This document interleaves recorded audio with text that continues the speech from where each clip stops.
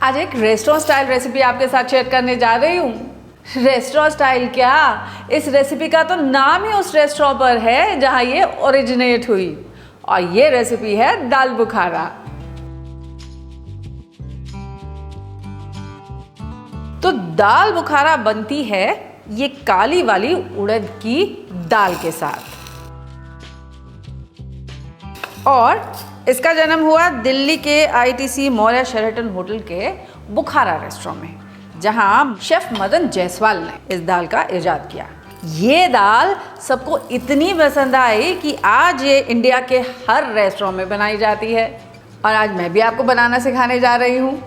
तो पहला काम तो हम ये करेंगे कि इस दाल को अच्छे से धो करके भिगो देंगे, फिर ऑफ कोर्स इसको उबालेंगे, और फिर मैं आपको बताऊंगी कि इस दाल में वो जो सिल्की स्मूथ टेक्सचर आता है ना, वो हमें कैसे लाना है, और फिर इसे फिनिश करके बस सर्व करेंगे, एंजॉय करेंगे। फिर शुरू करें।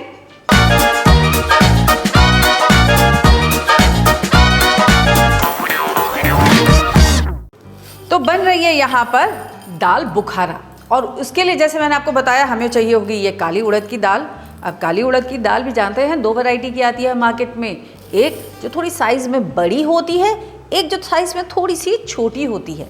तो हमको वो छोटी वाली जो उड़द की दाल है ना, वो दाल लेनी है। और पहला काम तो हम ये करेंगे कि इसे अच्छे से हम धो लेंगे, रगड़ रगड़ के।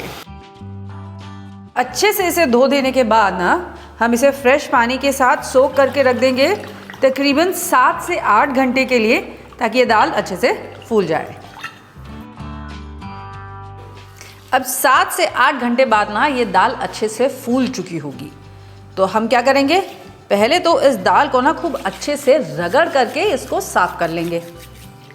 अब ऐसा करने से आप देखेंगे कि ये जो दाल है थोड़ा थोड़ा सा अपना कलर छोड़ने लगेगी, और दाल काफ़ी साफ हो जाएगी, थोड़ी सी ये ग्रीनिश होने लग जाएगी। अब ये पानी जिसमें हमने दाल को सोक किया था ना, इस पानी को हम डिस्कार्ड कर देंगे। कभी भी जिस पानी में आप दाल या चावल सोक करें ना, उस पानी के साथ दाल या चावल को नहीं पकाना चाहिए। भाई ये मैं क्या, ये तो हमारी नानी और दादी भी बताती थी। तो उसका कारण क्या है? एक्चुअली उसका एक बहुत ही साइंटिफिक रीज़न है। ऐसा इसलिए क्योंकि दाल में होता है फाइटिक एसिड। अब जानते हैं ये फाइटिक एसिड क्या करता है? ये प्रिवेंट करता है दाल को प्रॉपरली डाइजेस्ट होने से, जिसकी वजह से आपके पेट में गैस होती है और फ्लैटुलेंस होती है ना। तो इसीलिए इस पानी को डिस्कार्ड कर देना हमारे लिए बहुत ज़रूरी है। और फ्रेश पानी के साथ अब हम इस दाल को पकाने के लिए चढ़ाएंगे एक प्रेशर कुकर में। अब ट्रेडिशनली आज भी बुखारा रेस्टोरेंट में जानते हैं ये दाल किसी प्रेशर कुकर में नहीं पकाई जाती है, ये दाल पकाई जाती है तंदूर की भीनी भीनी आंच पर, यानी कि चारकोल फायर पर, और धीमी धीमी आंच पे इसे पकाया जाता है ओवरनाइट, या कम से कम 7 से 8 घंटे के लिए। हाँ भाई, उतना टाइम तो हमारे पास है नहीं, ना ही हमारे पास वो तंदूर है घर में, इसीलिए हम लेंगे प्रेशर कुकर का सहारा। और जो 1 कप दाल मैंने सोक करके रखी थी ना, उसमें मैं तकरीबन 3.5 कप पानी ऐड कर दे रही हूँ। अब इसमें ऐड करूंगी 2 तेज पत्ता और 1 चम्मच नमक। अब ढक्कन लगाइए और 8 से 10 सीटी आने तक अपनी दाल को पका लीजिए।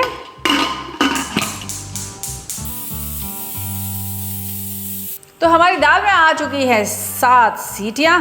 गैस को कर दिया है मैंने बंद। अब इसे पहले अपने आप कूल डाउन होने देते हैं। तब तक जानते हैं हम क्या करेंगे, तब तक थोड़ा सा अदरक और लहसुन उनको मैं ग्रेट करके रख लूँगी। तो मैंने लिए यहाँ पर ये 2 अदरक के टुकड़े, तकरीबन 2 इंच अदरक है मेरे पास। पहले इसे ग्रेट कर लूँगी। ऑफ कोर्स आप चाहें तो अदरक को फाइन चॉप भी कर सकते हैं, लेकिन ऐसे ग्रेट कर लेने से फ़ायदा ये होगा कि ये दाल में अच्छे से घुल मिल जाएगी और अपना अच्छा सा फ्लेवर भी देगी, क्योंकि इसको ग्रेट कर लेने से ना थोड़ा सा जूस भी रिलीज़ कर देती है अदरक। अब ऐसे ही लहसुन को भी हम ग्रेट कर लेंगे। स्टीम हो चुकी है रिलीज। अब देखिए दाल काफ़ी अच्छे से गल गई है, लेकिन इसका जितना पानी मैंने ऐड किया था ना, वो सारा पानी सूख चुका है। ये देखिए, दाल गल तो गई है अच्छे से, पूरी तरह से मैश भी हो चुकी है, लेकिन हाँ इसका वो क्रीमी टेक्सचर जो हमें चाहिए ना दाल बुखारा में, वो नहीं आया। तो अब पहले तो ऐड करना पड़ेगा हमको इसमें थोड़ा पानी। और यही नोट कर लीजिए आप अपनी tip number 1 of the day, जो ये कहती है कि इस दाल में हम ठंडा पानी नहीं डालेंगे, टैप वाटर नहीं डालेंगे, हम इसमें डालेंगे boiling hot water. And for that matter केवल इसी दाल में ही नहीं, कोई भी दाल जब आप पका रहे हो ना तो उसमें हमेशा गर्म पानी ही ऐड कीजिए। और दाल से क्यों, even for that matter mutton या चिकन में अगर आपको पानी ऐड करना है तो हमेशा गर्म पानी ऐड कीजिए। ऐसा करने से दाल, मटन, चिकन, इनका जो प्रोटीन है ना वो टाइट नहीं होगा, एकदम लूज रहेगा।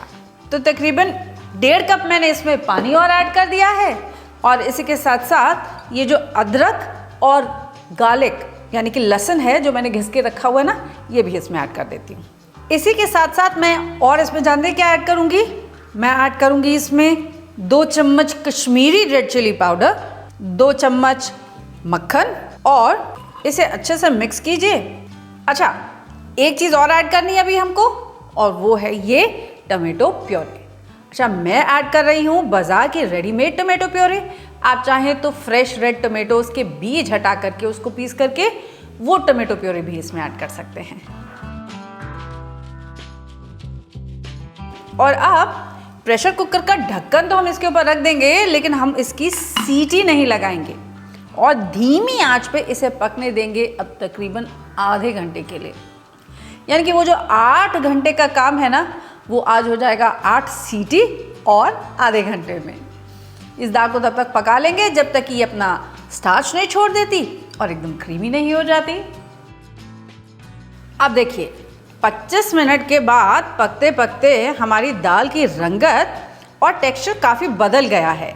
अब ये दाल बढ़िया से गल गई है और ये देखिए इसका जो टेक्सचर है अब कितना क्रीमी हो गया है। दाल ऑलमोस्ट घुल ही गई समझिए। देख रहे हैं आप। अब 10 से 15 मिनट के लिए इसको ढक करके ऐसे ही और पकने देंगे। फाइनली इसमें मैं ऐड करने जा रही हूँ आधा कप क्रीम, और क्रीम के साथ भी इसको 3 से 4 मिनट के लिए मैं और पका लूँगी। अब इसे एक बार टेस्ट कर लीजिएगा, और अगर नमक कम हो तो उसे प्लीज़ अपने टेस्ट के हिसाब से एडजस्ट कर लीजिएगा। अगर आपकी दाल बहुत ज़्यादा गाढ़ी हो गई है तो इसमें थोड़ा सा गर्म पानी और ऐड कर लीजिएगा। याद है मैंने आपको बताया था दाल में ठंडा पानी हम कभी नहीं ऐड करते। और वैसे भी रखे रखे ये दाल जो है ना, ये थोड़ी सी और गाढ़ी भी हो जाएगी। अब फाइनली फिनिश करूँगी मैं इसे आधा चम्मच गरम मसाला के साथ।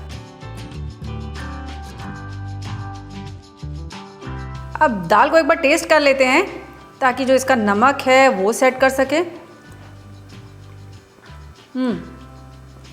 परफेक्ट भाई, मेरी दाल का तो नमक मिर्च सब एकदम परफेक्ट है। अब ये दाल कुछ अगर आपको देखने में लग रही है दाल मखनी के जैसी, तो रुकिए जनाब, मैं आपको बता दूं कि ये दाल मखनी से बिल्कुल डिफरेंट है। तो क्या आप जानते हैं दाल बुखारा और दाल मखनी का बेसिक डिफरेंस क्या है?